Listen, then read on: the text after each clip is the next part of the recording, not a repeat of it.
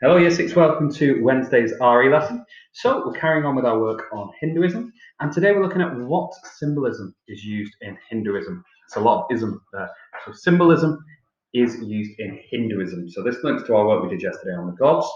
I want you to be able to understand that there are symbols used to represent different things, know that the Hindu gods have symbols associated with them, and be able to explain the importance of some of the Hindu symbols linked to gods. Okay? So, symbolism in Hinduism. As you've seen, the Hindu religion is full of symbolism. For example, this is the symbol Om, and it signifies the essence of Brahman. So, Brahman being the supreme god, and Om being the symbol they use to represent him. It is also the sound that they believe is made when the universe was created.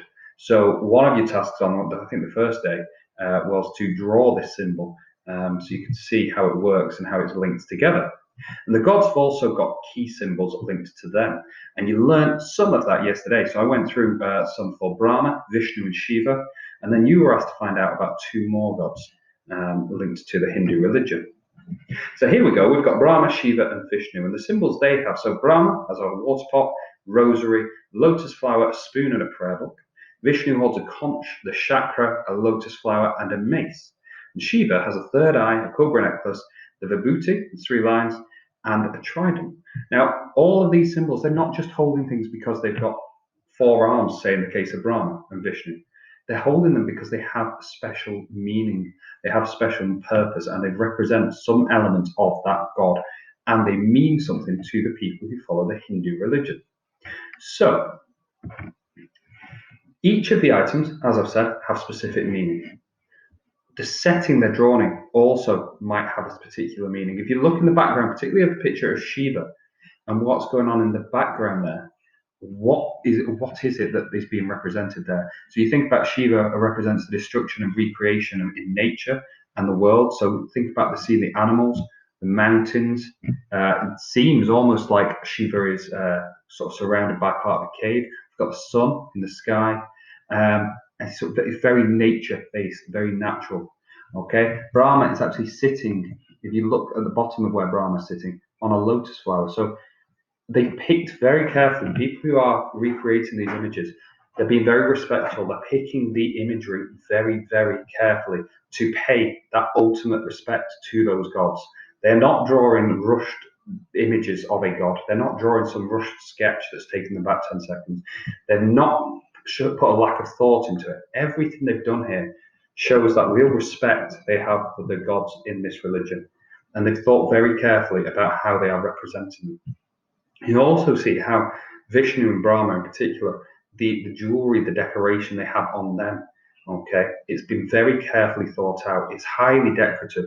It shows that respect they have for those gods. So this is what I want you to really grasp and think about. And that's what we're doing today. We're really going to think about how we would show that respect for a god that we could create. So here are some other pictures. So included in the pictures that we have Brahma, Shiva, and Vishnu are some of the other gods that I asked you to learn about yesterday. And again, you can see similarities across the pictures. There's 3 gods in these pictures, Brahma and the 2 at the bottom, who are all sitting on lotus flowers. Okay, you'd see the highly decorative jewelry and clothing that they are wearing. Okay, the relation to nature that they have. So there's lots and lots of different things that have been thought very carefully about by the artists who created these images. So again, it's them showing in their religion that respect for these gods. It is not something they've done very quickly or a quick doodle or a quick sketch. They've really taken time to think about the religious elements that link to these gods, the symbolism linked to them, and how they can pay respect through their artistry. Okay. So, as you've seen through the images and the drawings of the Hindu gods, very carefully thought through. Today's task is to create an interpretation of a Hindu god style design of your own. You aren't creating a new Hindu god, okay?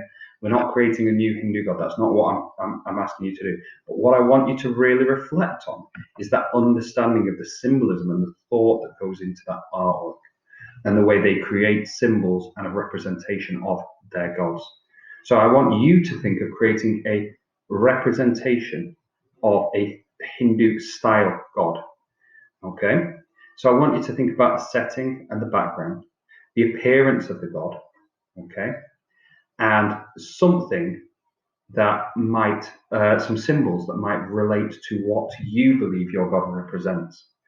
So we talked about Brahma, who was the god that supposedly came up with the religious texts, and he's holding a religious text in his hand. So I want you to think again, what is it that your god represents? And you can create a god that would be appropriate in your mind for the modern world, for the modern day that we live in now. And that's not to say that Hindu gods don't represent, of course they do, because they still are very much a part of that Hindu religion in the world today.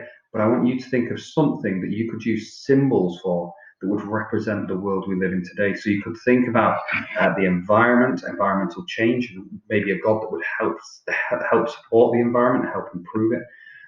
And you could think about those sorts of things when you're creating yours. But I want you to really take the time to think about it. Think about the symbolism you use. That's what they've done in their representations, their visual representations. That's why the symbols have been chosen within the stories they tell about the Hindu gods. They have very special, very important meanings to them. And I want you to show that same level of respect in the artwork you create today.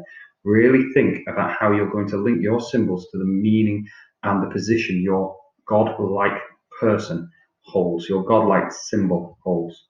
Okay, now remember I said we're not creating new Hindu gods, okay, but we are creating something in a similar style. We're using the artwork as an inspiration and the importance and respect they have for their gods in an element to create our own work.